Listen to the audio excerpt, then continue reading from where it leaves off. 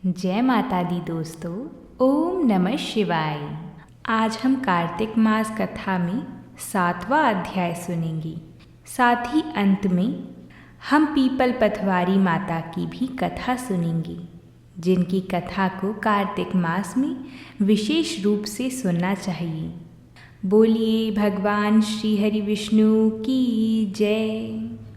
नारद जी कहते हैं, हे राजन, कार्तिक मास में व्रत करने वालों के नियमों को मैं संक्षेप में बतलाता हूँ, उसे आप सुनिए। जब कोई व्रत करे तो सब प्रकार से आमिष, मांस, उड़द, राई, खटाई और नशीली वस्तुओं का त्याग कर देना चाहिए।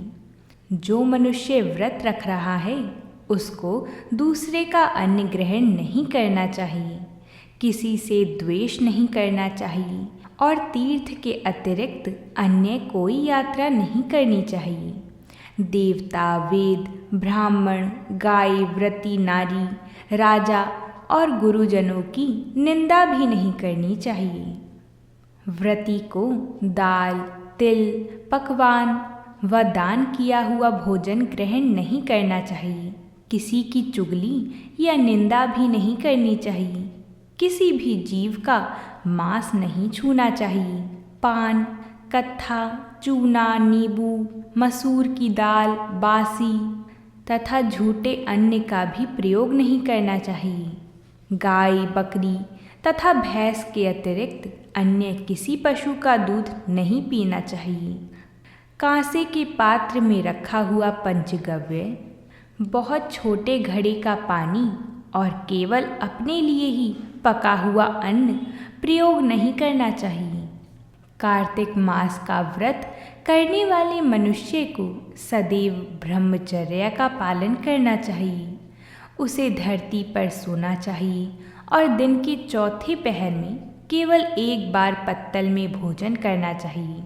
जो मनुष्य कार्तिक मास में व्रत करे उसे केवल नरक चतुर्दशी, जिसे छोटी दिवाली भी कहा जाता है, उसी दिन ही शरीर में तेल लगा सकता है। कार्तिक मास में व्रत करने वाले मनुष्य को सिंघाड़ा, प्याज, मठा, गाजर, मूली, काशी फल, लौकी, तरबूज इन वस्तुओं का प्रयोग बिल्कुल नहीं करना चाहिए। भगवान विष्णु को प्रसन्न करने के लिए अपनी शक्ति के अनुसार चांद्रायण आदि का व्रत करना चाहिए और उपयुक्त नियमों का पालन करना चाहिए।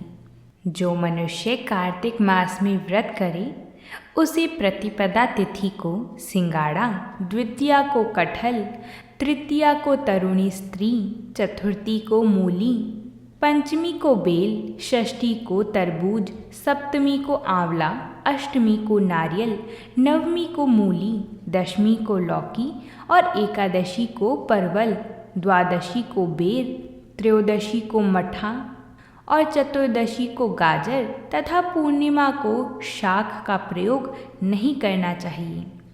रविवार को आंवला का प्रयोग नहीं करना चाहिए। कार्तिक माह में व्रत करने वाला मनुष्य यदि इन शाकों में से किसी भी सब्जी का सेवन करना चाहे तो पहले ब्राह्मण को देकर ग्रहण करें। यही विधान माघ माह के व्रत के लिए भी है। देवउठनी एकादशी में पहले कही गई विधि के अनुसार नृत्य, जागरण, गायन वादन आदि करना चाहिए। इसको विधि पूर्वक करने वाली मनुष्यों को देखकर यमदूत ऐसे भाग जाते हैं जैसे सिंह की गर्जना से हाथी भाग जाते हैं।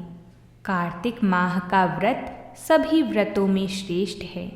इसके अतिरिक्त व्रत या यज्ञ हैं, वह हजारों की संख्या में किए जाने पर भी इसकी तुलना नहीं कर सकते, क्योंकि यज्ञ करने वाले मनुष्य को सीधा वैकुंठ की प्राप्ति होती है।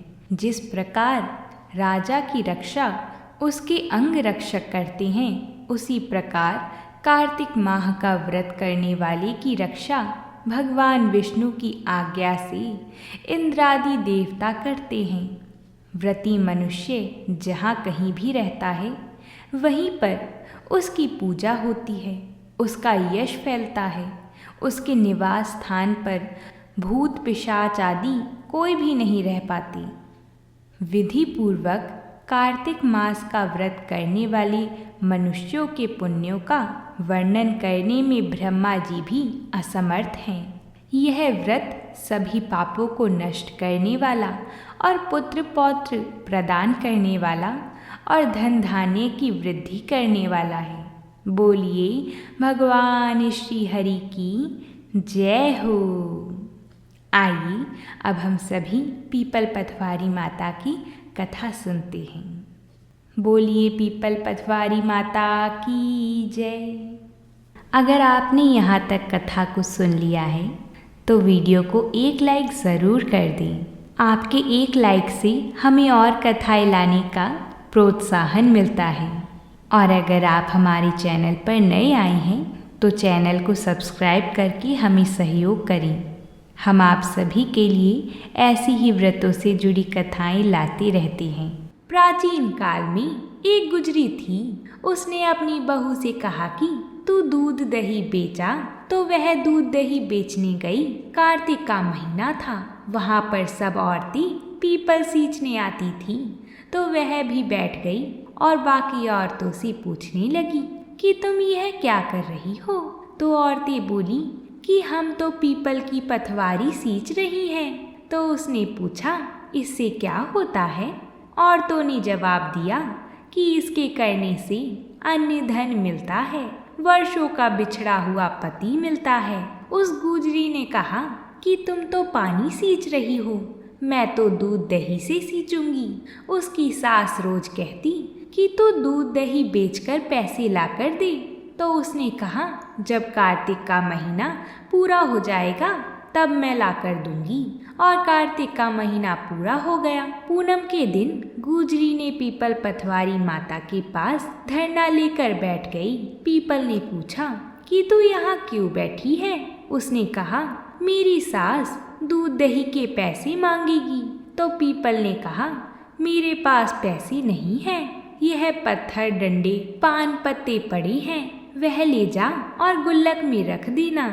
जब सास ने पूछा पैसे लाई है, तो गुजरी ने कहा मैंने पैसे गुल्लक में रखे हैं। तब सास ने गुल्लक खोलकर देखी तो सास देखती रह गई कि उसमें हीरे मोती जगमगा रहे हैं। पत्थर डंडे और पत्तों का धन हो गया था। सास बोली कि बहू इतना पैसा कहाँ से लाई। तो बहू ने आकर देखा तो बहुत धन पड़ा था। तब गुजरी ने कहा सासू जी मैंने तो 1 महीने दूध दही से पीपल पथवारी को सींचा था और मैंने उससे धन मांगा था, तो उन्होंने मुझे पत्थर डंडे और पत्ते दिए थे जो मैंने गुल्लक में रख दिए थे और वह हीरे मोती हो गए हैं। तब सासू जी ने कहा कि अब की बार मैं भी पथवारी माता को सींचूंगी। सास दूध दही तो बेचाती थी और हांडी धोकर पीपल पथवारी में रखाती थी और बहू से कहती थी कि तू मेरे से पैसे मांग। तो बहू ने कहा कि कभी बहू भी सास से पैसे मांगती है।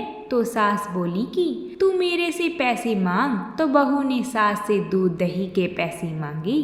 तो सासू जी भी पीपल पथवारी माता के पास जाकर धरना लेकर बैठ गईं। तो डंडे पत्ते पान भाटे उसे भी दिए और कहा गुल्लक में जाकर रख देना। फिर घर आकर सास ने गुल्लक में वह सब कुछ रख दिया। बहू ने जब पैसे मांगे तो सास बोली कि गुल्लक में रखे हैं। फिर बहू ने गुल्लक खोलकर देखी तो उसमें कीड़े मकोड़े चल रहे थे। गुजरी ने सास से कहा यह क्या है। तो सास देखकर बोली कि पीपल पथवारी माता ने तेरे को तो अन्न धन दिया और मुझे कीड़े मकोड़े दिए। तब सब बोले कि बहू तो सच से सींचती थी और सासू जी तुम तो धन की भूख से सींचती थी। इसलिए हे पथवारी माता जैसे बहू को दिया वैसा सबको देना और जैसा सासू जी को दिया वैसा किसी को मत देना। तो बोलिए पीपल पथवारी माता की जय। हम उम्मीद करते हैं कि आप सभी को ये कथा पसंद आई होगी। अगर आप सभी को हमारी और कथाएं भी सुननी हैं तो हमारे चैनल को सब्सक्राइब ज़रूर कर लें। जिससे आप सभी को हमारे चैनल पर आई हुई सारी कथाएं समय अनुसार मिल जाएंगी। तो अब हम आपसे कल मिलते हैं एक नई कथा के साथ। तब तक के लिए प्रेम से बोलिए जय माता दी।